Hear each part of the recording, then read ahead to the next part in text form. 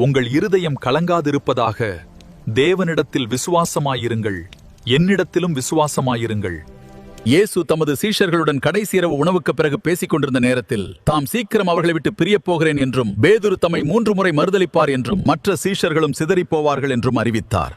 இதனால் சீஷர்கள் பயம், துக்கம், குழப்பம் ஆகியவற்றில் இருந்தபோது உங்கள் இருதயம் கலங்காதிருப்பதாக என்று அவர்களுக்கு ஆறுதல் கூறினார். இந்த உலகத்தில் உயிரோடு இருக்கும் வரை வருத்தம், துக்கம், குழப்பம் ஏற்படுத்தக்கூடிய சூழ்நிலைகள் நமக்கு வரலாம். நம் ஆண்டவரும் இந்த உலகத்தில் உங்களுக்கு உபத்திரவம் உண்டு என்று கூறியிருக்கிறார்.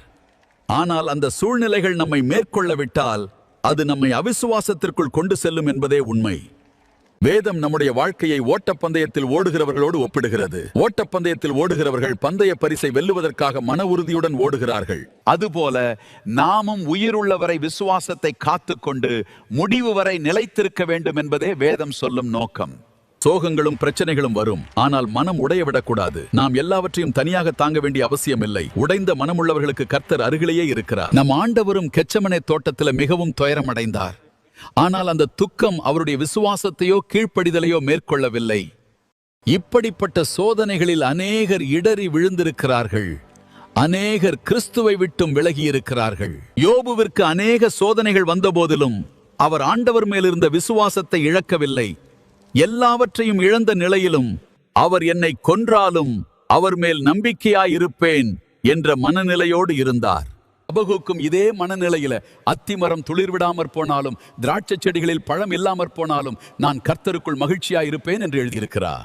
தாவீதும் பல சங்கீதங்களில் அவர் தனது பயம், கண்ணீர், போராட்டங்களை மறைக்காமல் தேவனிடத்தில் ஊற்றினார்.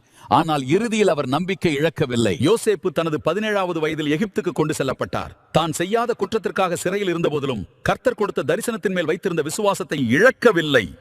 பவுலும் சீலாவும் சிறையில் அடிக்கப்பட்டு கட்டப்பட்டிருந்த போதிலும் தங்கள் மகிழ்ச்சியை இழக்கவில்லை.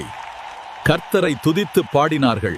அதனால் வேதம் கூறுகிறது போல் கர்த்தர் நம்மை கவனித்து விசாரிக்கிறவராக இருப்பதால் உங்கள் பாரங்களை அவர் மேல் வைத்துவிட்டு மகிழ்ச்சியாக இருங்கள்.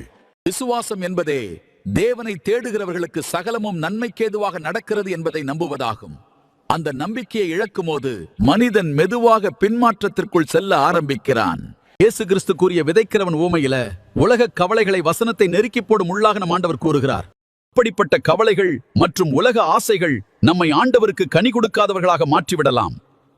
நல்ல கனி கொடுக்காத மரம் நியாயத்தீர்ப்பு நாளில் வெட்டப்படும் என்பதை நாம் அறிந்திருக்கிறோம். அதனால் கர்த்தரை நம்புங்கள், உங்கள் பாரங்களை அவர் மேல் வைத்துவிட்டு மகிழ்ச்சியாக இருங்கள்.